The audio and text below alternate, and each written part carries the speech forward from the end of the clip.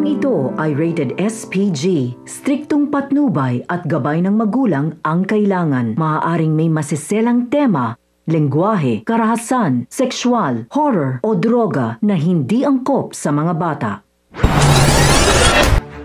Kapamilya, may hawak na ngang alas itong si Ramon kay Olga at ito nga ay walang iba kundi ang anak ni Olga na babae na si Samantha. Sa kabilang banda, wala ngang napala si Olga sa kanyang pagbalik sa koreksyonal upang makakuha ng impormasyon tungkol sa anak niyang Samantha dahil hindi nga siya kinausap at hinarap ng matagal ni Mayor Celso at agad nga siya nitong itinaboy.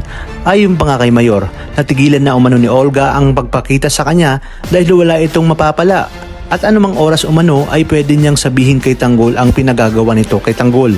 Wala namang binanggit si Mayor kung sino si Bubbles sa kanyang buhay.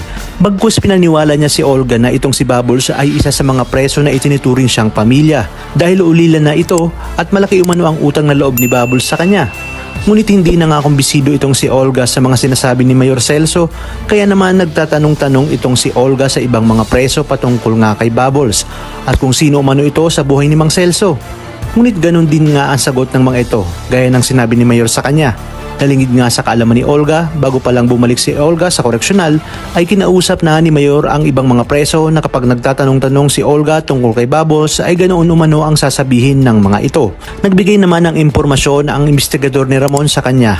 Ayon nga sa investigador ni Ramon na madalas umanong magtungo sa koreksyonal itong si Olga at madalas nga kinakausap ang mayor sa selda na si Mang Celso. Ayon pa nga sa investigador ni Ramon na narinig pa umano nito na minsan ay tinawag pang tatay ni Olga ang mayor sa selda.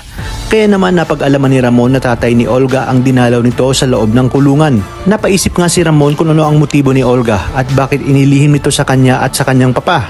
At bakit napaniwala sila ni Olga na wala na itong pamilya at ulila na ito.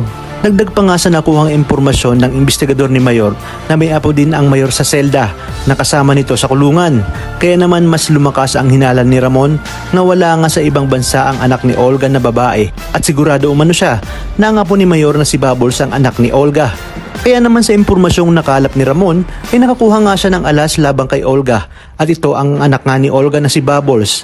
Ito umano ang gagamitin ni Ramon labang kay Olga dahil batid ni Ramon na ito ang kahinaan ni Olga. Kaya namang kapamilya, pakatutukan natin ang mas kapanapanabik na tagpo sa pambansang teleserye ng Sambayanan, ang FPJ's Batang Quiapo.